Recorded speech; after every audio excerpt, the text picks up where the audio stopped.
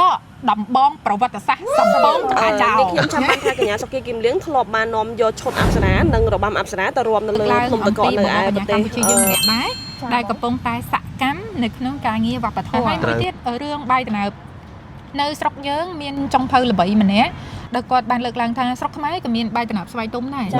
ប៉ុន្តែយើងល្អមួយចំណុចទៀតដែលយើងបញ្ជាក់ថាមានតាមរដូវកាលអ្នកឈឺចាប់ណាគាត់លើកឡើងថាស្រុកថៃនេះយកម្ហូបបោះឡើងមកធ្វើ soft power ខ្លួនឯងទឹកសសហើយនឹងបុកល្ហុងទឹកប្រហុកអីហ្នឹងមិនមែនបោះថៃគ្មានអាហ្នឹងទេអាហ្នឹងគឺវប្បធម៌របស់ឡាទីហ្គេមតួបថោងអ្នកណាមិនស្គាល់តួបថោងយើងទាំង3នាក់ធ្លាប់បានចូលរួមក្នុងការធ្វើសង្គ្រាមវប្បធម៌ដោយឈាមតិចអត់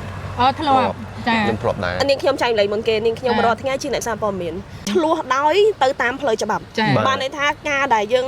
មុនពេលដែលយើងយកអ្វីមួយមកបង្ហាញយកមកទៅសេយកមកបង្កើតផលិតទៅជាវីដេអូបានន័យថាវាមានទាំងអំណះអំណាងវាមានទាំងការផ្សារភ្ជាប់វាមានទាំងការចូលរួមវិស័យប័ណ្ណគ្រប់គ្រងទៅលើបវរកញ្ញាអញ្ចឹងមានន័យថាតកតងជាមួយនឹងវប្បធម៌មួយចំនួនគឺយើងតែងតែបញ្ជ្រាបចូលទៅសិល្បៈទៅពួកគាត់ដើម្បីបង្ហាញហ្នឹងហើយទាំងឆាកជាតិនិងអន្តរជាតិការចំអកលក់លើយទៅវិញទៅមករវាងប្រទេសចៅនោះធ្វើឲ្យពេលខ្លះអានេះបញ្ហារបស់ពួកខ្ញុំផ្ទាល់ហ្មង Facebook page ផ្លូវការពួកខ្ញុំធ្លាប់មានបញ្ហាដោយសាររឿងហ្នឹងចៅ report ភាសាខ្មែរចាស់បុរាណក៏តែងលើកឡើងថាបើសិនជាតដឹងកូនក៏ឲ្យរើសពូជពងរើសតកូលចាបងចាពូជណាពូជលបែងគឺលបែងពូជណាពូជឆ្លោះគឺឆ្លោះហ្មងចាហើយអ្នកចិត្តខាងយើងនេះគឺគាត់សំពូជឆ្លោះហើយយើងខ្ញុំទាំងអស់គ្នាមាននាងខ្ញុំបូសុគន្ធានាងខ្ញុំរតច័ន្ទធីតាខ្ញុំបាទអេស៊ីមេសូមគោរពនឹងជម្រាបសួរដល់បងប្អូនដែលកំពុងទស្សនាវីដេអូរបស់យើងខ្ញុំទាំងនៅក្នុង Channel YouTube បូសុគន្ធា Channel YouTube រៀងរ៉ាវសិល្បៈនិង Channel YouTube អេស៊ីមេថ្ងៃនេះយើងជួបគ្នាសារជាថ្មីម្ដងទៀតយើងនិយាយប្រធានបទដ៏ក្តៅកគុកមួយគឺជាកគុកប្រធានបទនេះគឺមិនដែលសាបរលាបទេហើយវាកាន់តែផ្ទុះខ្លាំងឡើងនៅមួយរយៈចុងក្រោយដែលខាងភាគីថៃរំលោភបំពានកម្ពុជាដឹងហើយដឹងបាត់អីគេដឹងហើយអត់មានអីធំជាងស្បៃខ្មែរស្បៃខ្មែរទេបើសម្រាប់ខ្ញុំវាតកតងមួយវប្បធម៌វប្បធម៌ចាខណៈគាត់យើងធំជាងនឹងតិចគាត់និយាយពាក្យមួយម៉ាត់ថាវប្បធម៌ហ្មងសង្គ្រាមវប្បធម៌ចាសង្គ្រាមវប្បធម៌ធំជាងវិញ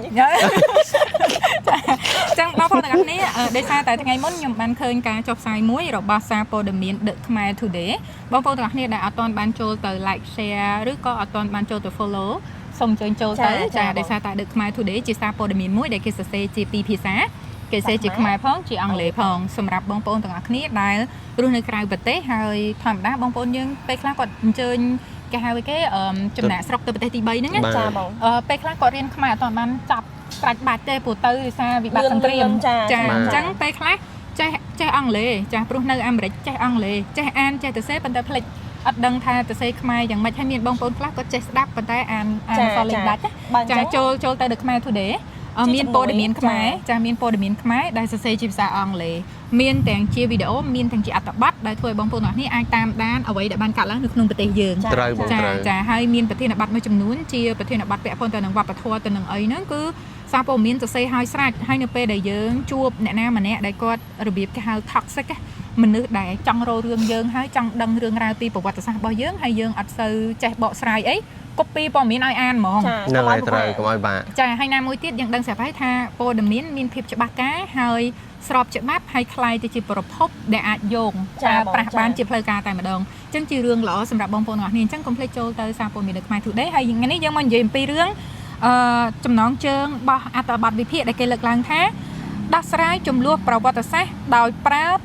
ដោះស្រាយចំនួនវប្បធម៌ដោយប្រើផុសតាងប្រវត្តិសាស្ត្រជាក់ស្ដែងហើយនៅក្នុងវីដេអូនេះយើងនឹងលើកឡើងអំពីបវរកញ្ញាកម្ពុជាយើងម្នាក់ដែរដែលកំពុងតែសកម្មនៅក្នុងការងារវប្បធម៌ហើយរបៀបសកម្មរបស់គាត់យើងឃើញថាអាចប្រើប្រាស់ជាឯកសារយោងបានចា៎ណាគេទៅបងណាគេបងស្រីសុគីគឹមលៀង Miss International Cambodia ឆ្នាំ2026អូនៅលើបណ្ដាញសង្គមរយៈពេលចុងក្រោយនេះបើយើងគិតទៅប្រហែលជាមិនមែនឥឡូវទេកញ្ញាសុគីគឹមលៀងធ្វើយូរហើយបងប៉ុន្តែបើយើងនិយាយពីភាពនៃការផុសផុលប្រហែលជាកន្លះឆ្នាំចុងក្រោយនេះខ្លាំងមែនតើការគាត់កាន់ title ផងកាលពីប្រហែលឆ្នាំមុន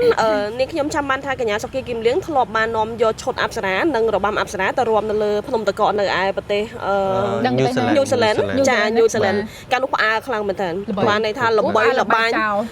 មិនចោលមិនថាបែកទេលក្ខណៈស្គាល់ចាលោកធ្វើតាមចាធ្វើតាមដល់ពេលអញ្ចឹងទៅកាលនោះគាត់បានបង្កើតប្រវត្តិសាស្ត្រថ្មីឲ្យកម្ពុជាហើយក្រោយមកនៅ SEA Games ក៏ល្បីដែរ SEA Games តួបថោងអ្នកណាមិនស្គាល់តួបថោងនាងខ្ញុំចាក់ footage ឲ្យមើលចាហើយនេះថ្មីនេះស៊ីមីបក៏ល្បីដែរចាតួពនាងជ័យរាជទេវីពនាងជ័យរាជទេវីនេះដូចជាគាត់សម្ដែងក្រោយពេលដែលគាត់កាន់កាប់ title ហើយហ្មងបាទមានន័យថាបាន title ជា Miss International ហើយចាជា Miss International Cambodia ឆ្នាំ2026អញ្ចឹងដូចជាខ្លាំងខ្លាខ្នាខ្នែងរបស់គ្នាណាអញ្ចឹងបានបងលើកយកប្រធានបទនេះមកនិយាយនាងខ្ញុំដឹងតែមានអីចូលរួមច្រើនដែរព្រោះជាអ្នកគ្រប់គ្រងដល់ផ្កាប់មុខរបស់បងស្រីសុភាគីលៀងចាកុំដល់ផ្កាប់អីបាក់ដើរណាពីមុននាងខ្ញុំស្គាល់គាត់តែកូនអានបងហៅគាត់តែកូនអានប្រហែលឆ្នាំនេះគាត់ដូរឈ្មោះគាត់ដាក់ឈ្មោះពិតគាត់មកសុភាគីលៀងនាងខ្ញុំចុំណាគេអញ្ចេះស្គាល់តែលៀងស្គាល់តែលៀងអញ្ចឹងទៅឥឡូវអត់អីទេយ៉ាងណាបានស្គាល់ទាំងអស់ហើយអីដែលច្បាស់ជាងគេគឺថៃថតថ្មីគឺ International Cambodia ឆ្នាំ2026ហើយលើថាត្រៀមទៅប្រកួតនៅជប៉ុនទៀតចាបងអញ្ចឹងឥឡូវយើងមកនិយាយសាច់ការដែលគេលើកឡើងថាដោះស្រាយចំនួនវប្បធម៌ដោយប្រើប្រាស់ដំបងប្រវត្តិសាស្ត្រចាប៉ុន្តែសម្រាប់ខ្ញុំនៅពេលអ្នកកសែតគេសេមករៀងសភាពពេកធម្មតាអ្នកកសែតគ្នាមិនសូវហ៊ានទេគេត្រូវគ្រប់វិជ្ជាជីវៈចាដល់ពេលខ្ញុំខ្លាយទៅជាក្មេងវត្តដែលនិយាយបែបអនាធិបតេយ្យអញ្ចឹងខ្ញុំដាក់ចំណងជើងថែមថាដកដំបងប្រវត្តិសាស្ត្រសំពងក្បាលចោលខ្ញុំសុំ duplicate បាននេះដកដំបងសំពងក្បាលចោលយើងត្រូវមានមួយទៀតដកដំបងប្រវត្តិសាស្ត្រមួយទៀតដកដំបងប្រវត្តិសាស្ត្រសំពងក្បាលចោលបាយមិនរត់ចាញ់បោះឲ្យកវត្តចោលអូលក្ខណៈគេថាធ្ងន់ធ្ងរគ្មានអ្នកណាប្រទានអ្នកណាទេហូបនេះអត់ទេមានក្នុងចំណោមនោះមានតែប្អូននេះ slot ជាងគេហើយដល់ពេលមានរឿងគេប្រទានទៅគេសុភាពបារម្ភភ្លាមអញ្ចឹងបង slot ជាងគេប៉ុន្តែនៅក្នុងចំណោមបងប្អូនយើង3នាក់ខ្ញុំគិតថាប្រហែលជាមានតែស៊ីមេងទេដែលស្ទើរហោះកាច់ជាងគេចាខ្ញុំហើយនឹងបងកន្ធាប្រហែលជាតមកប៉ាំងទៅប៉ាំងតែបងខ្ញុំមិនបានទេចាអញ្ចឹងបងប្អូនអ្នកនេះធ្លាប់មើលរឿង Pokemon ណាម្នាក់នេះជូតចៃឆក់សម្ប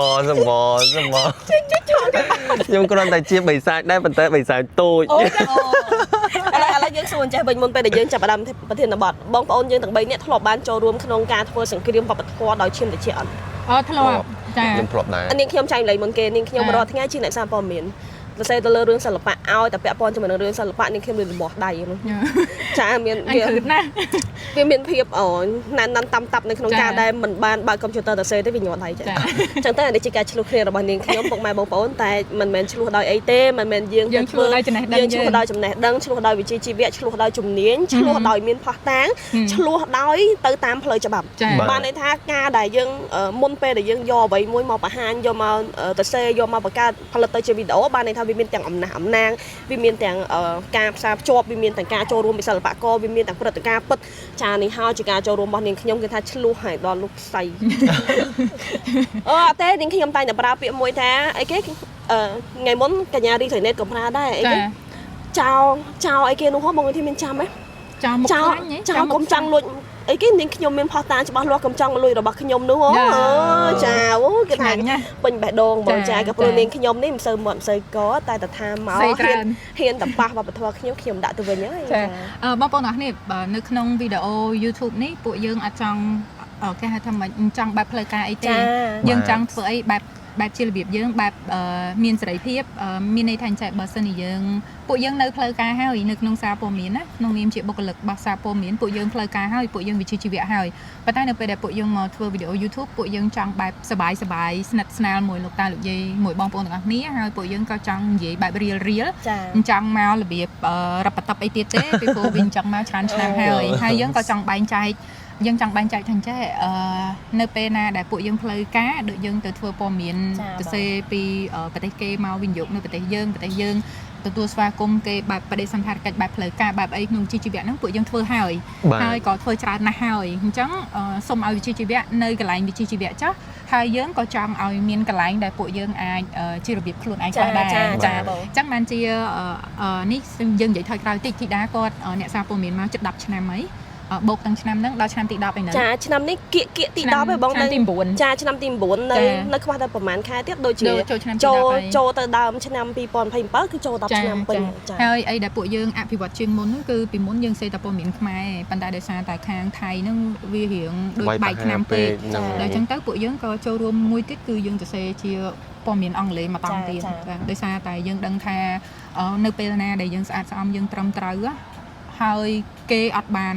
មើលព័ត៌មានជាភាសាអង់គ្លេសហើយគេមើលតែព័ត៌មានដែលគេទៅសេលាបពណ៌ពីយើងណាអូយើងឆេះឈួលខ្លាំងណាស់អត់ទេបងនិយាយពីភាពឈឺចាប់មួយនៅក្នុងការធ្វើការជាអ្នកទៅសេព័ត៌មានសិល្បៈដែលយើងធ្លាប់ធ្វើកន្លងមកណាបានន័យថាមែនតើទៅកន្លងមកយើងធ្វើបានច្រើនណាស់បងការផលិតជាព័ត៌មានសិល្បៈទៅសេពីព័ត៌មានវប្បធម៌ចែកម្លែកអំពីមរតកអីទៅលើស្នាដៃជាច្រើនតម្រងទាំងការឆ្លោះគ្នានៅក្នុងសង្គ្រាមបែបវប្បធម៌អាពាក្យសម្ដីឡងប៉ាំងទៅប៉ាំងមកប៉ុន្តែយើងធ្វើទៅជាភាសាខ្មែរដល់ពេលអញ្ចឹងពុកម៉ែបងប្អូនយើងដែលនៅក្រៅប្រទេសហ្នឹងប្រហែលជាគាត់ពិបាកនៅក្នុងការចូលរួមព្រោះដោយសារតែចាដល់ពេលអញ្ចឹងទៅឥឡូវហ្នឹងយើងបង្កើតទស្សនវិស័យថ្មីមួយទៀតដើម្បីពង្រីកគេហៅថាសក្តានុពលព័ត៌មានរបស់យើងហ្នឹងទៅកាន់ក្រៅប្រទេសព្រោះនេះខ្ញុំជឿថាពុកម៉ែបងប្អូនក្រៅប្រទេសក៏គាត់ចង់គ្រប់គ្រងដែរប៉ុន្តែពេលខ្លះទៅដោយហេតុថាគាត់អាចអត់យល់ពីអត្ថបទជាភាសាខ្មែររបស់យើងអីចឹងទៅអញ្ចឹងគាត់លំបាកអញ្ចឹងដើម្បីឲ្យជួយពង្រីកបោះវប្បធម៌របស់ខ្មែរយើងផលិតព័ត៌មានហ្នឹងជាភាសាអង់គ្លេសមកជាប់ទៀតចាដើម្បីឲ្យបងប្អូនពុកម៉ែនៅក្រៅប្រទេសហ្នឹងអាចដឹងឮថាអូតើឥឡូវនៅក្នុងស្រុកខ្មែរយើងមានបញ្ហាអីមានរឿងអីយើងកំពុងតែតតាំង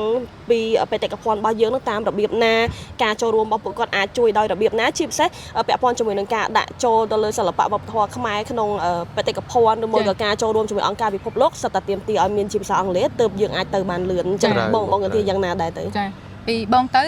ឡូវនេះកំពុងវេទនាកាលមុនសេតែព័ត៌មានខ្មែរមានអីបាក់ដល់លើថែមសេអង់គ្លេសមិនតង់ទៀត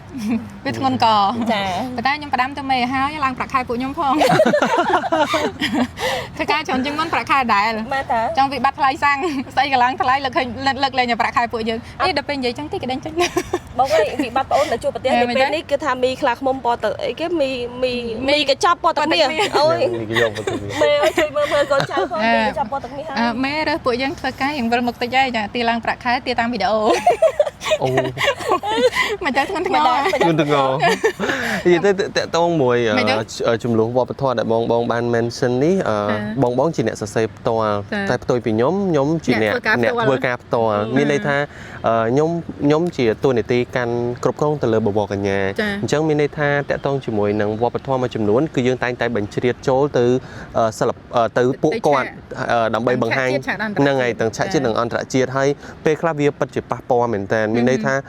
គឺតាមរយៈ comment តាមរយៈការចំអកលក់លើយទៅវិញទៅមករវាងប្រទេសចៅនោះធ្វើឲ្យពេលខ្លះអានេះបញ្ហារបស់ពួកខ្ញុំផ្ទាល់ហ្មង Facebook page ផ្លូវការពួកខ្ញុំធ្លាប់មានបញ្ហាដោយសាររឿងហ្នឹងចៅ report ក៏យកវាបានវិញហើយយើងនៅតែបន្តផ្សព្វផ្សាយហើយនឹងនៅតែធ្វើជាសម្លេងនៅក្នុងផ្នែកមួយដើម្បីបន្តផ្សព្វផ្សាយទៅមុខទៀតបងនាងខ្ញុំនឹកឃើញពីរឿងបញ្ហាពាក់ព័ន្ធនឹងរឿងស្បែកថ្មីនេះនៅលើបណ្ដាញសង្គមមានរឿងកើតឡើងថែមទៀតមានឃើញហ៎ក្រៅពីការមកឆ្លោះគ្នាតាមប្រព័ន្ធផ្សព្វផ្សាយមួយយើងហើយរវាងខ្មែរហ្នឹងឥឡូវហ្នឹងគេថាមានករណីទាមទាររឿងបញ្ហាមហូបបញ្ហាស្អីគេណាអីសំបីតរឿងបាយតំណើបស្វាយរបស់ខ្មែរតាំងពីណាពីណីមកនោះក៏ចេះយកទៅដែរតាំងពីដំបូងមកលួចតាគេធម្មតាពូជអ្នកឆ្លោះរោគធានបတ်ឆ្លោះតបានត្រូវហ្មងត្រូវបើយើងនិយាយភាសាខ្មែរចាស់បុរាណក៏តែងលើកឡើងថា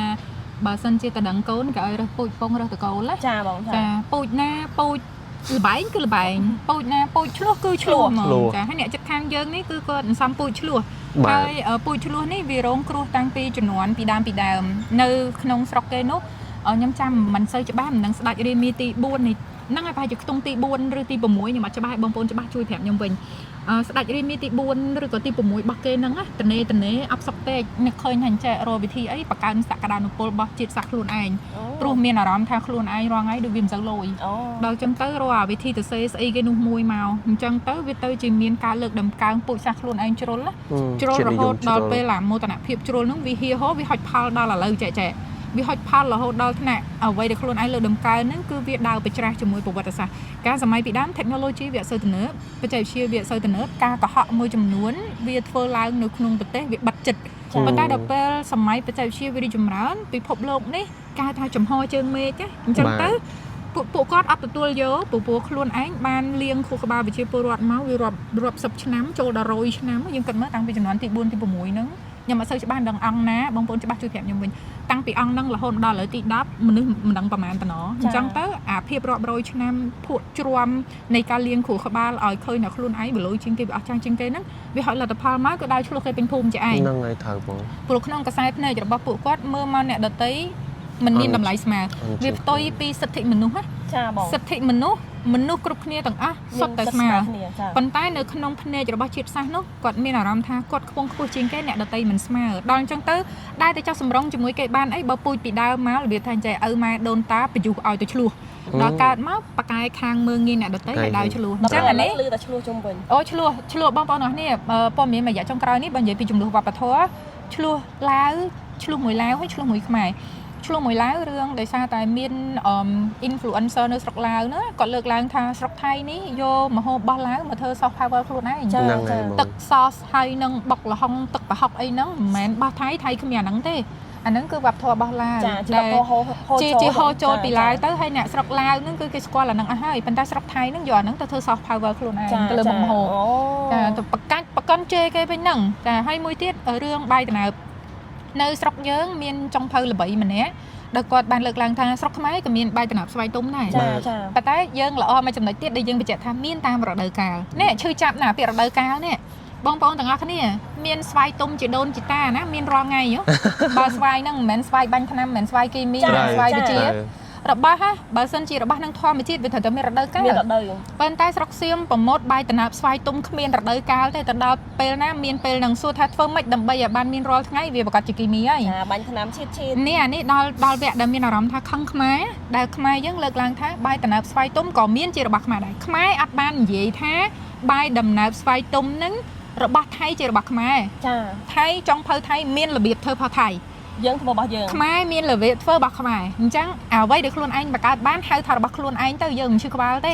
អារឿងបាយដំណើបហ្នឹងអ្នកឯងចង់ដាំមិនមិនដាំទៅរឿងរបស់ខ្លួនឯងប៉ុន្តែយើងគ្រាន់តែចង់បញ្ជាក់ថាខ្មែរយើងក៏មានដែរបាយដំណើបស្វាយទុំហើយមានតាមរដូវកាលទៅខំបង្កើតនិយាយវាថាដឹងឡើងមិនទៅស្រុកនោះរាល់ថ្ងៃហ្នឹងគេចាត់ទុកថារបស់ហ្នឹងគេមានដាច់អីមិនដឹងបើខួរក្បាលកើតមកគ្នាតែប៉ុណ្្នឹងអញ្ចឹងយើងក៏មិនដឹងយ៉ាងណាប៉ុន្តែក្រោយមកទៀតខាងចុងភៅឡាវម្នាក់ហ្នឹងក៏គាត់ឡើងទៅឲ្យគាត់និយាយអង់គ្លេសហ្មងណាគាត់ថាបាយដំណើបស្វាយទុំនិងបាយដំណើបខ្នុរទុំចាយើងហៅខ្នោហ្នឹងប៉ុន្តែទៅសេអសខ្នុរបាយដំណើបខ្នុរទុំហ្នឹងអាហ្នឹងបោះឡាវបាទមិនមែនផាត់ថៃទេដល់ពេលហ្នឹងទៅខាងជេរឡាវទៀតហើយដល់ពេលឃើញខ្មែរយើងនេះចុងក្រោយនេះយើងមិនធ្វើម្ចាស់ផ្ទះក្នុងកម្មវិធីមហាសន្និបាតកាយរដ្ឋនារីហើយមានភ្ញៀវអន្តរជាតិហ្នឹងហើយ116ប្រទេសមកដល់ពេលហ្នឹងខ្មែរយើងមិនបង្ហាញម៉ូដស្បៃផងមិនរាំរបាំផងមានទទួលមហូបទៀតហ្នឹងហើយបកាច់មកខឹងដល់ខ្មែរថាស្អីយកវប្បធម៌คล้ายទៅទទួលមហាក្សត្រីព្រោះកម្មវិធីហ្នឹងមានម្ចាស់ក្សត្រីពីប្រទេសយើងមកមានម្ចាស់ក្សត្រី Benedicte នេះគឺជាម្ចាស់ក្សត្រីរបស់ប្រទេសដាណឺម៉ាកយាងមកឲ្យស្រឡាញ់ខ្មែរមិនមែនមកភ្លក់តែម្ហូបខ្មែរទេមិនមែនមកតែជួយអីវ៉ាន់ហ្នឹងទេនៅតរហូតទៅដល់លេងកោបាទអូដល់ពេលអញ្ចឹងទៅខាងនោះប្រកាសខឹងហើយនៅពេលហ្នឹងយើងមិនមែនទទួលតែម្ចាស់ស្ត្រីមួយអង្គទេណាយើងទទួលម្ចាស់ស្ត្រីអង្គទី2ទៀតគឺម្ចាស់ស្ត្រីរបស់ប៉ាហាំងរបស់ម៉ាឡេស៊ីចាខំទៀតឃើញម្ចាស់ស្ត្រីប៉ាហាំងម៉ាឡេស៊ីនោះក៏ស្រឡាញ់កផ្លោកកបោកចាគាត់ទៅមើលគាត់អីស្រឡាញ់ខំទៀតថាខ្មែរនេះលួចវប្បធម៌ផាត់ថៃមកទៀតទេនឹងកាយអីអានេះបទពិសោធន៍ដែលខ្ញុំទៅជាមួយកូនអានដែលបង្រៀនprincess ដើម្បីរាំវងហ្នឹងគាត់បានជួបជាមួយកូនអានហើយគាត់បាននិយាយខ្លីៗមកប្រាប់កូនអានថាគាត់លើកទី1ដែលគាត់មកដល់ប្រទេសមួយនេះដែលគាត់សឹងថាដើរគ្រប់ប្រទេសអស់ហើយតែតែលើកទី1បានមកដល់ខ្មែរហើយគាត់មានអារម្មណ៍ថាប្រទេសនេះគឺគួរឲ្យស្រឡាញ់ប្រជាជនចេះញញឹមរាក់ទាក់ចេះយកចិត្តទុកដាក់ហើយគាត់មានអារម្មណ៍កក់ក្ដៅហើយហ្នឹងក៏ខ្ញុំគិតថាជាហេតុផលដែលគាត់បន្តនៅដើរលេងបន្ថែមទៀតខ្មែរបងមិញខ្ញុំលើបងកន្ធាប្រាប់តែការរៀបចំធ្វើជាម្ចាស់ផ្ទះចូលស៊ីមេងទៅ mention ដល់ការរួមវងមានអីដែលនៅក្នុងនឹងក៏បានចូលរួមធ្វើទៀតឬមួយក៏កម្ពុជាយើងបានបង្កើតកម្មវិធីអីថែមមិនមែនទៅអាចប្រហែលបញ្ជាក់ថែមបានអត់ធៀបប៉ិតនៅក្នុងកម្មវិធីកាយរដ្ឋនារីនឹងដែរមុនមួយថ្ងៃនៅកម្មវិធីបិទបញ្ចប់កាយរដ្ឋនារីលើកទី39គឺយើងបានកូនអានត្រូវបាន គ្រូអញ្ជើញទៅវឹកហាត់បង្រៀនទៅដល់កែរនារីជាមួយនឹង princess ដែលមកពី Denmark ដើម្បីឲ្យគាត់យល់ដឹងពីចង្វាក់រាំវង់ខ្មែរ មានន័យថាបង្រៀនប្រតិភូបាទដើម្បីអីនៅពេលដែលថ្ងៃកម្មវិធីបិទហ្នឹងគឺគេមានកម្មវិធីរាំវង់កម្សាន្តអញ្ចឹងពួកគាត់បានចូលរួមទៅទាំងអស់គ្នាចាអញ្ចឹងឥឡូវនេះយើងឈានចូលមកដល់អត្ថបទវិភាគយើងវិញចាពីព្រោះថាម្នាក់ដូចមិនសូវសំណុកគ្រៀងក្តៅដែរតែអញ្ចឹងដាក់ម៉ារ៉ាវទៅចង់20នាទីបាត់ចាឥឡូវយើងមកនិយាយអំពីអត្ថបទដែលគេបានចុះផ្សាយថាប្រើដំបងប្រវត្តិសាស្ត្រសំពងចៅក៏ពិតចំណងជើងគេសភាពជាងហ្នឹងតែខ្ញុំថែមខ្លួនឯងទេអញ្ចឹងបងប្អូនទាំងអស់គ្នាឥឡូវខ្ញុំសូមជូនតែម្ដងដកខ្លួនចេញពីអន្តៈពាក្យសម្ដីដោះស្រាយចំនួនវប្បធម៌ដោយផុសតាងប្រវត្តិសាស្ត្រជាក់ស្ដែងជំនួយគេសេថាម៉េចខ្លះជារឿយៗឲ្យតែមានការបង្ហាញសម្លៀកបំពាក់បុរាណខ្មែរម្ដងមិនថានៅលើឆាកជាតិឬនៅលើឆាកអន្តរជាតិនោះឡើយនៅលើបណ្ដាញសង្គមគឺតែងតែជិះមិនផុតពីការផ្ទុះឡើងនៅសង្គ្រាមពាក្យសម្ដីដ៏ក្តៅក្រហាយឆេះឆួលរវាងអ្នកលេងបណ្ដាញសង្គមនៃប្រទេសជិតខាងចាគឺស្រុកចៅសៀមហើយនិងខ្មែរយើងចំនួនវប្បធម៌ជំវិញរឿងស្បៃទម្រង់សម្លៀកបំពាក់បុរាណឬក៏ម្ហូបអាហារមិនត្រឹមតែឆ្លុះបញ្ចាំងពីមនោសញ្ចេតនាជាតិនិយមជ្រុលរបស់ប្រទេសជិតខាងប៉ុណ្ណោះទេប៉ុន្តែវាបង្ហាញអំពីការខ្វះចន្លោះនៃការយល់ដឹងអំពីប្រវត្តិសាស្ត្រសិល្បៈពិតប្រាកដផងដែរចាឲ្យអ្នកទៅសេ10ពិន្ទុណាចាក្នុងការប្រើប្រាស់ពាក្យពេចន៍ដ៏ពីរោះដៀលបែបនេះនៅក្នុងពិភពលោកដែលពោពេញដោយការជជែកវែកញែកឥតប្រយោជន៍ពីភាគីម្ខាងតើកម្ពុជាយើងគួរត្រៀមខ្លួនបែបណាដើម្បីយកឈ្នះក្នុងសមរភូមិវប្បធម៌មួយនេះ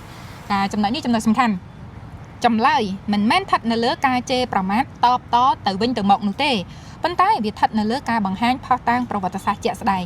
ទី1គឺផុសតាងសិលាចារឹកនិងចម្លាក់ដែលទាំងនេះគឺជាបណ្ណាសារដ្ឋានដែលមិនចេះភូតភរកុហកខណៈពេលដែលប្រព័ន្ធផ្សព្វផ្សាយឬសៀវភៅកំណត់ត្រាអាចត្រូវបានសរសេរឡើងវិញឬកែប្រែទៅតាមនិន្នាការនយោបាយសម័យទំនើបប៉ុន្តែចម្លាក់បុរាណនៅលើជញ្ជាំងប្រាសាទគឺជាផុសតាងរស់ដែលឈរជើងរាប់ពាន់ឆ្នាំមកហើយចាចំណុចនេះត្រូវពីព្រោះថាស្រុកចិត្តខាងយើងនេះមានលុយណាកាលលើកមុនឃើញគេជះលុយជួលកសែតអន្តរជាតិទៅសេផ្អៀងទៅគេចាយើងនេះអ្នកកសែតដៃយើងនិយាយថាពីគ្រឹត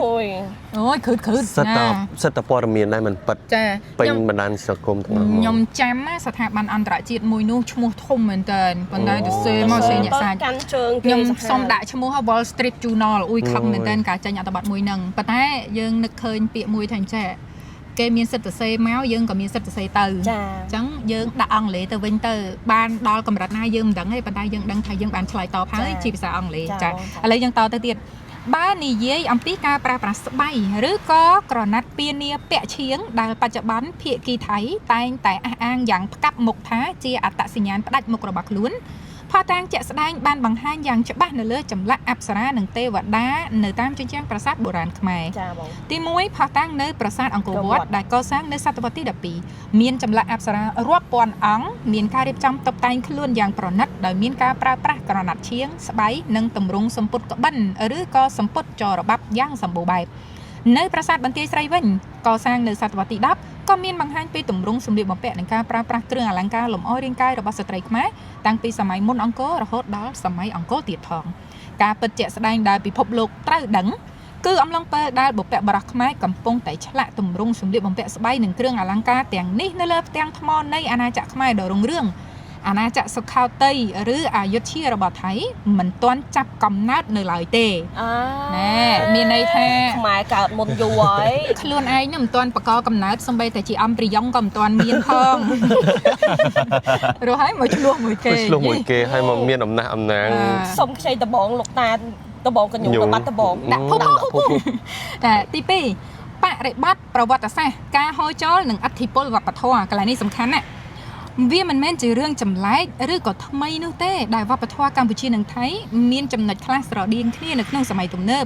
ពីព្រោះប្រវត្តិសាស្ត្របានចារនិងបង្ហាញពីការចែករំលែកនៃការហូរចូលវប្បធម៌ក្នុងតំបន់រឿងនេះសាមញ្ញណាស់បងប្អូនទាំងអស់គ្នាមិនមានអីថ្មីទេប៉ុន្តែមិនដឹងមិនអ្នកស្រុកនោះចិត្តតែចលាចលចា៎បន្ទាប់ពីការដួលរលំនៃសម័យអង្គរវប្បធម៌របាំព្រះរាជទ្រព្យគំនូរនិងទម្រង់សម្លៀកបំពាក់នៃព្រះបរមរាជវាំងខ្មែរបានហូរចូលទៅក្នុងរាជវាំងអយុធ្យានិងរតនកោសិនរបស់ថៃយ៉ាងជ្រាលជ្រៅ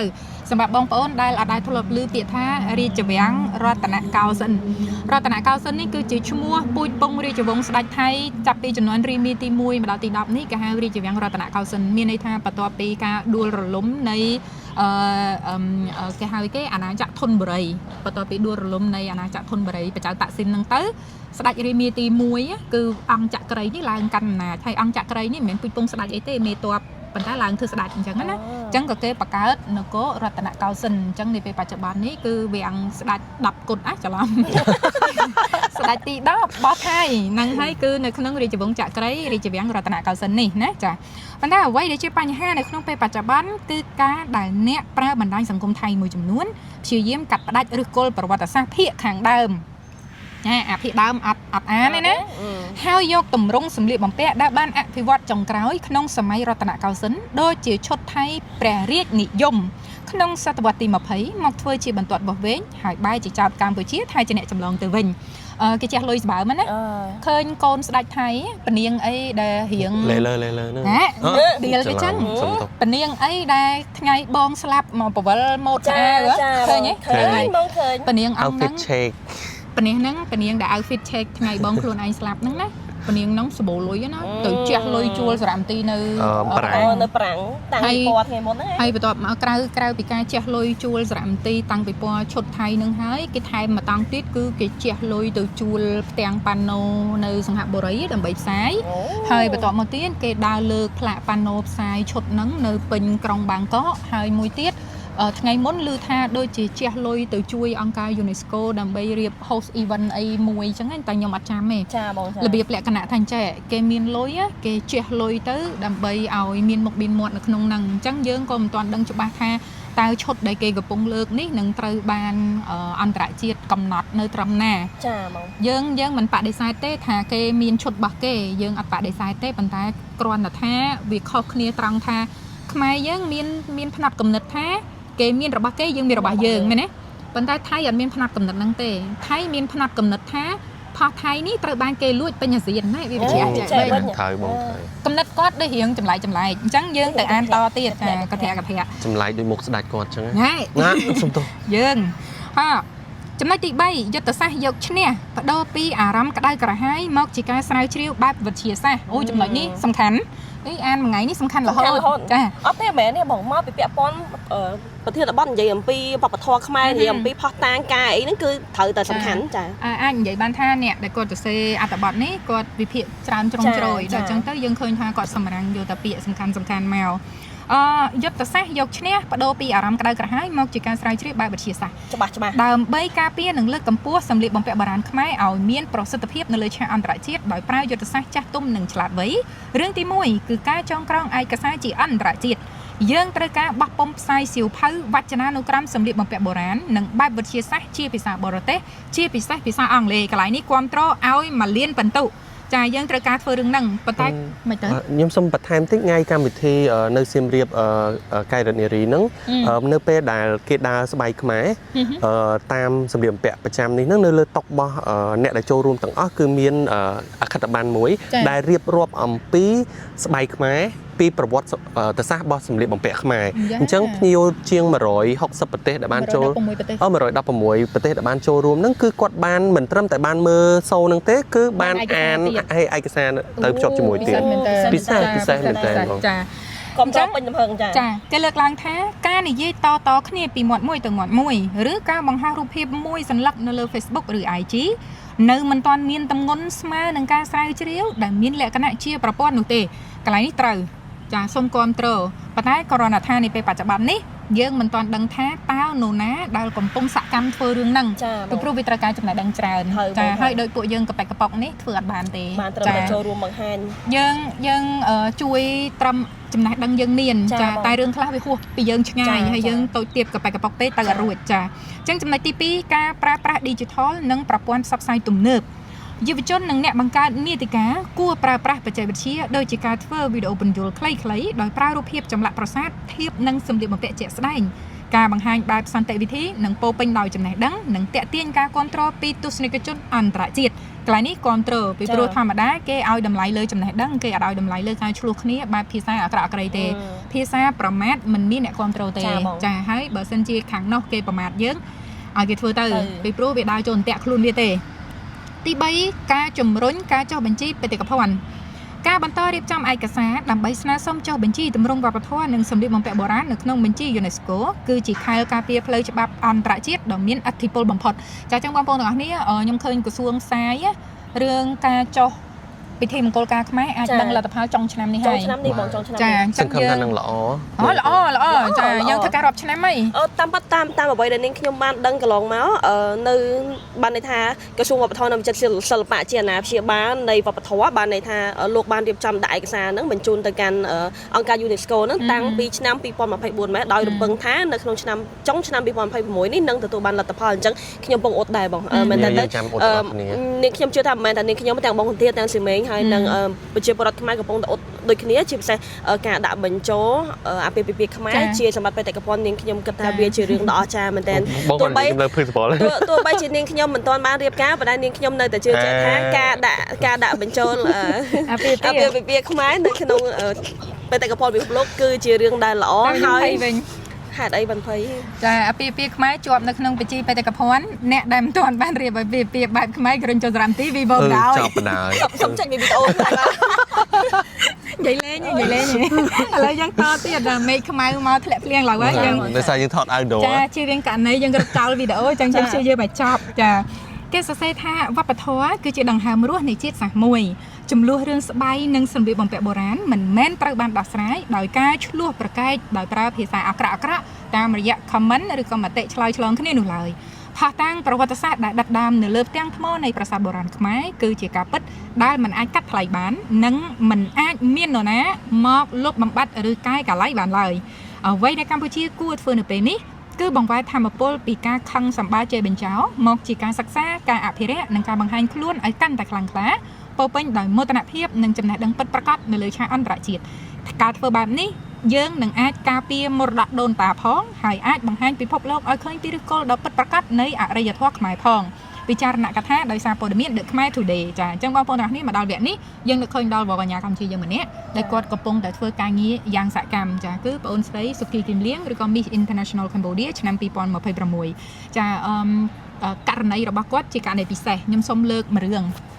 នៅថ្ងៃបុណ្យចម្រើនបច្ចុប្បន្នសម្ដេចម៉ែឬក៏លួងម៉ែបងអូនស្រីបានថតវីដេអូជាឯកសារមានន័យថាជាទូទៅការបង្ហាញវប្បធម៌ខ្មែរនៅពេលដែលយើងបានធ្វើជាទូទៅការបង្ហាញវប្បធម៌ខ្មែរនៅពេលណាដែលយើងបានធ្វើដោយមានឯកសារវាជាផុសតាំងរឹងមាំអញ្ចឹងបងអូនស្រីថ្ងៃដែលបងអូនរាំថ្វាយពពកដល់លួងម៉ែមិនមែនគ្រាន់តែជាការថត select មិនមែនគ្រាន់តែជាការធ្វើ content ទេប៉ុន្តែគឺថតពេញហ្មងហើយនៅក្នុងពេលដែលបងអូនកំពុងធ្វើរបាំថ្វាយពពកដែលបងអូនធ្វើសម្រាប់ថ្ងៃចម្រើនបច្ចុប្បន្នគឺបងអូនបង្រៀនដល់បងអូនបបកញ្ញាជំនាន់ក្រោយទៀតនៅក្នុងសកម្មភាពនេះណាបើសិនជាយើងនិយាយពី UNESCO វិញណា UNESCO គេមានពាក្យមួយលើកទឹកចិត្តណាគឺបន្តចំនួនពាក្យថាបន្តចំនួននេះគឺផ្ទេរចំណេះដឹងពីអ្នកជំនាន់មុនដល់អ្នកជំនាន់ក្រោយហើយចេរភាពនៃវប្បធម៌ត្រូវចាប់ផ្ដើមពីការផ្ទេរចំណេះដឹងពីអ្នកជំនាន់មុនមកអ្នកជំនាន់ក្រោយអញ្ចឹងស្អីដែលបងអូនកំពុងធ្វើនេះខ្ញុំគ្រប់គ្រងខ្លាំងពីព្រោះគាត់មិនមែនចេះម្នាក់ឯងទេដូចបងប្អូនដែលចូលទៅក្នុងថ្នាក់ CSNJ Academy ជាមួយគាត់អញ្ចឹងគឺគាត់បរៀនទាំងអស់គ្នាឲ្យចេះរួចហើយរួមជាមួយគ្នាអញ្ចឹងអានេះគឺជាសកម្មភាពនៃការបណ្ដុះបណ្ដាលចំណេះដឹងផ្នែកវប្បធម៌ផ្ទេរពីចំនួនមុនមកចំនួនក្រោយហើយមួយទៀតណាធម្មតាបបកញ្ញានៅពេលដែលគេបរៀនគ្នាគេបរៀនពីការដើរត្រូវអត់បរៀនពីការដើរម៉ូដបរៀនពីការឆ្លើយសំណួរបរៀនពីការ make up គេហៅអីគេអូនហ្នឹងស្អីគេនោះ grooming មិននោះ personal grooming ចា personal grooming ហ្នឹងភាសាអង់គ្លេសភាសាខ្មែរយើងហៅថាការរៀបចំតុបតែងខ្លួនសម្អាតសម្អាងកាយវគ្គសម្អាតសម្អាងចាវគ្គសម្អាតសម្អាងកាយអញ្ចឹងបបកញ្ញាត្រូវរៀនផ្នែកទាំងអស់នោះរៀនផ្នែកដើរម៉ូដរៀនផ្នែកសម្អាតសម្អាងកាយរៀនផ្នែកឆ្លើយសំណួរជាដើមប៉ុន្តែដល់ពេលបងអូនស្រីសុគីគឹមលៀងពេលគាត់មកដល់គាត់បរៀនបបកញ្ញាបរៀនរបាំខ្មែរណែឲ្យច្បាស់មួយមើលដល់ពេលបរៀនហើយមិនមែនតែបរៀនឲ្យចោលទេបរៀនហើយទៅរាំហើយថតជាឯកសារទុកអញ្ចឹងអានេះគឺជាចំណុចសំខាន់មួយហើយខ្ញុំសង្ឃឹមថាសកម្មភាពរបស់គាត់នឹងមានហោហាយច្រើនជាងនេះទៀតមានន័យថាបើយើងនិយាយអំពីការរាំបែបសម័យគ្រាន់តែ TikTok ក៏គេរាំបានដែរមែនទេចាបងចាអញ្ចឹងអារបៀបសម័យថ្មីនេះវាងាយឃើញណាប៉ុន្តែរបៀបបុរាណវាមានក្បួនមានខ្នាតហើយកម្របានឃើញអញ្ចឹងនៅពេលដែលគាត់ធ្វើហើយទុកជាឯកសារយើងសប្បាយចិត្តខ្លាំងមែនតើឧទាហរណ៍ថានៅពេលដែលគេនិយាយចាប់ដើមនិយាយពីបវរកញ្ញាខ្មែរគេបានដឹងថានេះកាលពីឆ្នាំ2026បវរកញ្ញាកម្ពុជាមួយរូប បានដឹកនាំប្អូនស្រីបបកញ្ញានៅក្នុងចំនួនរបស់ខ្លួនរាំរបាំថ្វាយព្រះពរអញ្ចឹងនៅក្នុងរបាំថ្វាយព្រះពរនេះគឺយើងរាំក្បួនខ្នាតខ្មែរបរៀនបងប្អូនចំនួនក្រោយឲ្យចេះហើយសួរថាចុះយើងចង់រកឯកសារហ្នឹងណែណានេះឯកសារមានថតទុកឲ្យស្រាប់ជា full ហ្មងវីដេអូពេញតាមពិតទៅនៅថ្ងៃដែលគាត់ធ្វើការហាត់សមបងមុនពេលដែលគាត់ចេញសម្ដែងមួយថ្ងៃគាត់ហាត់សមនាងខ្ញុំបានទៅលួចមើលគាត់ហាត់សមបន្ទាប់មកគាត់សួរគាត់ថាចេះកូនអាននឹកឃើញអីទៅបង្កើតការបង្រៀនបែបសិស្សប្អូនសិស្សច្បងអញ្ចឹងណាព្រោះមែនតើទៅអ្នកដែលមកចូលរួមរៀនហ្នឹងបងប្អូនសិល្បករចំនួនថ្មីរបស់ CNJ Academy ហ្នឹងដូចជាមិនធ្លាប់បានហាត់រៀនពីមុនទេហើយមួយទៀតសាកូនកាត់ចាហើយនិយាយខ្មែរនិយាយខ្មែរច្បាស់ចាប៉ុន្តែពួកគាត់ប្រាប់នាងខ្ញុំថាអូយអស្ចារ្យណាស់បងការធ្វើបែបនេះវាអស្ចារ្យការដែលគាត់បានមានឱកាសនៅក្នុងការរាំថ្វាយលួងម៉ែនៅក្នុងថ្ងៃចម្រើនបញ្ជនឬមួយក៏ការដែលនេះអានេះដូចភាសាយើងធ្លាប់និយាយរាល់ដងថាបើយើងកូនខ្មែរមិនផ្សាយអ្នកណាគេផ្សាយហើយអីគេពាក្យមួយទៀតដែលនិយាយថាយើងចូលរួមធ្វើភាពដដែលហ្នឹងទៅយូរទៅគេនឹងចាំពីអ្វីដែលជារបស់យើងអញ្ចឹងនាងខ្ញុំជឿថាការចូលរួមរបស់កូនអាននៅក្នុងការធ្វើលើកនេះជារឿងដ៏ល្អមែនតើហើយជាផ្នែកមួយនៃ soft power ចាការបញ្ជ្រាបបែបនេះនឹងជាចំណេះដឹងតិចហើយអូយគឺថាភាសាដល់ CNJ Academy មែនតើព្រោះនាងខ្ញុំបានឮមកថាគាត់ដូចជាជំរុញកូនអានយ៉ាងពេញទំហឹងនៅក្នុងការបង្កើតអាសកម្មភាពដែលជំរុញទៅលើវិស័យវប្បធម៌យើងអញ្ចឹងបងចាព្រោះបច្ចុប្បន្ននៅពេលដែលយើងធ្វើតាក់ទងជាមួយវប្បធម៌ក៏ដោយសកម្មភាពជាបវរកញ្ញាគាត់ក៏ដោយវាមិនមែនផ្សព្វផ្សាយនៅត្រឹមតែក្នុងស្រុករបស់យើងទេគឺគាត់តែងតែ collab ជាមួយនឹង collaborate ជាមួយនឹង Miss International ដែលជាកម្មវិធីធំទី3នៅក្នុងពិភពលោកហើយគាត់តែងតែយកវីដេអូខ្លីៗរបស់កូនអានតាក់ទងជាមួយវប្បធម៌ចូលរួមកម្មវិធីបែបវប្បធម៌សប្បុរសធម៌ឬកម្មវិធីអីផ្សេងគឺយកទៅ public នៅក្នុង channel អន្តរជាតិទៀតអញ្ចឹងអានេះគឺជា soft power មួយដ៏ធំមែនទែនដែលយើងមានបេក្ខភាពដែលគាត់មានសក្តានុពលទៅលើវប្បធម៌ហើយយើងចូលរួមដើម្បីផ្សព្វផ្សាយបន្តទៅមុខទៀតត្រូវហើយដែលគេលួច page ហ្នឹងវាត្រូវហើយតែយើងវាចង់កុំអាបងខ្ញុំចាប់អារម្មណ៍មកចំណុចទៀតមកយើងស្ងៀមគេមិនលួច page យើងកុំអាយើងវាចង់តន់អស់ចិត្តទេនៅចំណុចទៀតសុំនិយាយមកទៀតមកសុំនិយាយមកទៀតនៅក្នុងវីដេអូដែលកូនអានគាត់បានផលិតជាការសម្ដែងរបាំថ្វាយជូនលួងម៉ែនៅក្នុងនោះនាងខ្ញុំឃើញចាប់អារម្មណ៍មានការដាក់ subtitle ជាភាសាអង់គ្លេសបងចំណុចនេះសំខាន់ណាស់ព្រោះមែនតើការដែលយើងបង្ហាញពីសិល្បៈវប្បធម៌ខ្មែរប៉ុន្តែការផ្សារភ្ជាប់ជាមួយនឹង subtitle ខាងក្រោមជាភាសាអង់គ្លេសបង្ហាញពីអត្ថន័យនៃឲ្យគេនិយាយទៅគ្រាន់តែគេមើលទស្សនាវីដេអូហ្នឹងទៅគឺគេយល់បានហ្មងថាវីដេអូហ្នឹងចង់និយាយពីអីចង់បង្ហាញពីអីក្បាច់ដៃតម្រង់ការប្រើប្រាស់ពាក្យពេចន៍នាងខ្ញុំគ្រប់ត្រពេញទំហឹងឲ្យ101បន្ទុកចាអញ្ចឹងបងប្អូនទាំងអស់គ្នាដោយសារយើងវាមិនស្ងៀមអញ្ចឹងមិនគេនងគេនៅស្ងៀមគេនៅសក់បើយើងយកវកញ្ញាមកធម្មតាគេសក់យើងហើយពេលវកញ្ញាយើងមកចាប់ឈ្នះងាកចូលរួមសកម្មភាពវប្បធម៌ងាកបរៀនក្មេងៗរាំងាកបង្ហាញរបាំខ្មែរងាកថតស្បែកខ្មែរអូណាគេសប្បាយចិត្តគេមិនសប្បាយចិត្តទេនិយាយអីអញ្ចឹងបបកញ្ញាខ្មែរយើងកញ្ញាកូនអាននេះហាត់រៀនបានន័យថាគាត់ហាត់រៀនជានាដការីរបាំបុរាណតាំងពីអាយុ9ឆ្នាំមកឯងសាកសម័យមើលក្មេងស្រីតាំងពី9ឆ្នាំរហូតដល់ប៉ុណ្នេះហើយគាត់ចេះរបាំច្រើនទម្រង់មែនតើតាមដែលនាងខ្ញុំលួចសួរគាត់ចេះ1 2 3 4 5 6ហើយសិតតែជាមានមូលដ្ឋានគ្រឹះមានក្បួនច្បាប់ច្បាស់លាស់អញ្ចឹងទើបគាត់ហ៊ានយកមកបរៀនបងប្អូនបន្តអញ្ចឹងទៅនាងខ្ញុំគិតថាកុំចង់មកលុកចាអញ្ចឹងបងប្អូនទាំងគ្នានេះជាសកម្មភាពទី1របស់គាត់ដែលយើងមើលឃើញថាមិនមែនទី1ទេជាសកម្មភាពដែលយើងគួរឲ្យចាប់អារម្មណ៍ខ្លាំងនៅក្នុងខែមិថុនានេះបើយើងប្រើពាក្យសកម្មភាពទី1ដូចជាមិនសូវត្រូវទេពីព្រោះថាគាត់ចូលរួមគាត់ចូលរួមនៅក្នុងវប្បធម៌នេះមិនមែនត្រឹមតែពេលដែលគាត់ខ្លាយទៅជា Miss International នេះទេមុននឹងគាត់កាន់ title នេះគឺគាត់ធ្វើច្រើនណាស់ចាអញ្ចឹងយើងនិយាយរឿងទី2ដែលសំខាន់ទៀតហ្នឹងគឺនៅក្នុងថ្ងៃដែលកម្ពុជាខ្លាយទៅជាម្ចាស់ផ្ទះក្នុងមហាសន្និបាតកាយរដ្ឋនារីអន្តរជាតិបញ្ជាក់ជូនបងប្អូនទាំងគ្នាថាកម្មវិធីធំមួយនេះនៅពេលដែលគេប្រើពាក្យថាកម្ពុជាជាម្ចាស់ផ្ទះ organizer មិនខ្មែរទេយើងមានប្រទេសឲ្យគេមកធ្វើកម្មវិធីក្នុងនាមយើងជាម្ចាស់ផ្ទះប៉ុន្តែ organizer គឺបរទេសទាំងអស់កម្មវិធីអន្តរជាតិហ្នឹងគេជ្រើសរើសយើងគឺជាម្ចាស់ផ្ទះខណៈដែលការរៀបចំគឺក្នុងលំដាប់លំដោយរបៀបរបបរបស់អន្តរជាតិដល់ពេលអញ្ចឹងទៅកម្មវិធីនោះវាស្តង់ដារខ្លាំងណាស្រាប់តែយើងដាក់រាត្រីកម្ពុជាចូលដោយមានរបាំខ្មែរផងមានការបង្ហាញម៉ូដស្បៃខ្មែរផងមានណាខាងស្រុកចិត្តខាងយើងលេងប្រកាច់ចាប់អត់ឈ្នះ អូវិញខាងខាងក្រោយ ប្រកាសចាប់មួយឈ្នះបើសិលបើនេតការរីរបស់បុរាណខ្មែរយើងពីរនាក់ឈើពុតប៉ែនដងខ្លួននៅក្នុងអីគេផ្ទាំងទស្សនីយភាពវរៈក្សត្រីមួយព្រះអង្គជាតួអង្គព្រះនាមជ័យរាជទេវីហើយនឹងមួយព្រះអង្គទៀតគឺព្រះនាងអន្តរទេវីអញ្ចឹងភាពអស្ចារ្យនៃទម្រង់សិល្បៈខ្មែរមានគូផ្សំតាំងពីការទ្រង់គ្រឿងសម្លៀកបំពាក់ការពុតប៉ែន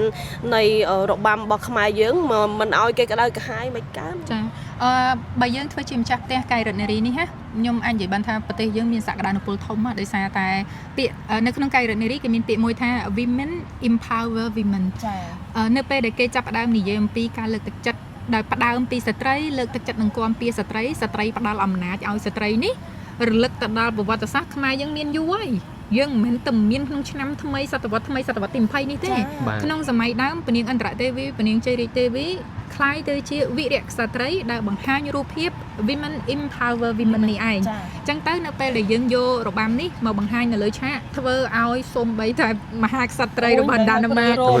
ក៏ទឹកភ្នែកដែរគាត់រំភើបក៏អត់ដែរដឹងថាប្រទេសខ្មែរមានគេគល់ឬគល់វប្បធម៌និង leadership អីដល់ថ្នាក់ហ្នឹងឯងគាត់អត់នឹកស្មានណាដល់ពេលបានដឹងថាអូកម្ពុជាសមជាប្រទេសម្ចាស់ផ្ទះមែនទែនហើយនៅក្នុងកម្មវិធីហ្នឹងយើងឃើញមានការបង្ហាញម៉ូដស្បៃជម្រាបជូនបងប្អូនទាំងអស់គ្នាមួយ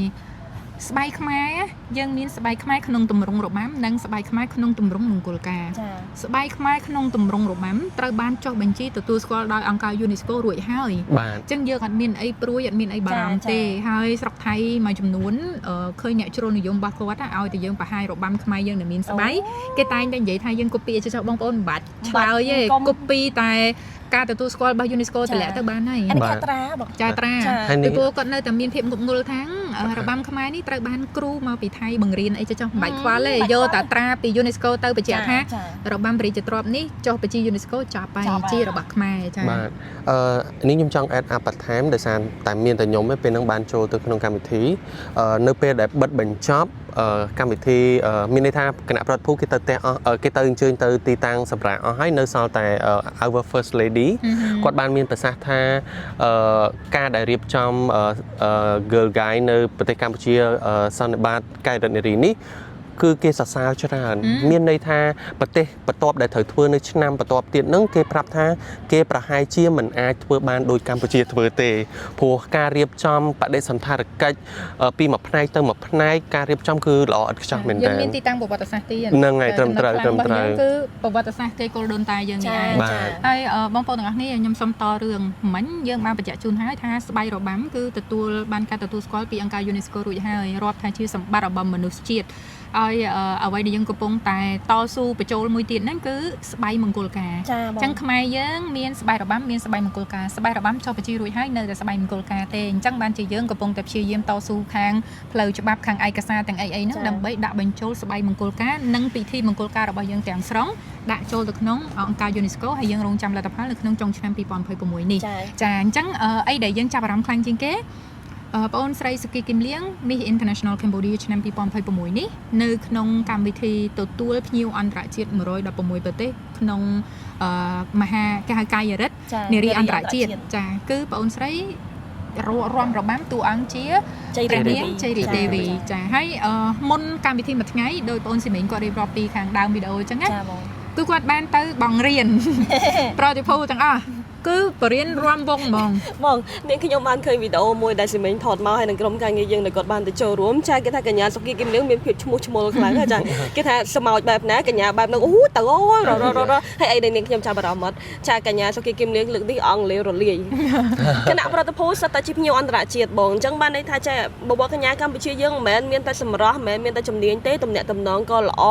ភាពរស់រាយរាក់ទាក់ក៏មានការប្រស័យតាក់ទងនៅក្នុងការប្រើប្រាស់ភាសាអង់គ្លេសរត់ទៅល្អទៀតនាងខ្ញុំឲ្យមេដាយដល់2 3ចាច្រើនមែនតើចំណុចពិសេសមួយទៀតដែលខ្ញុំឃើញពីសុកគីគឹមលៀងគឺ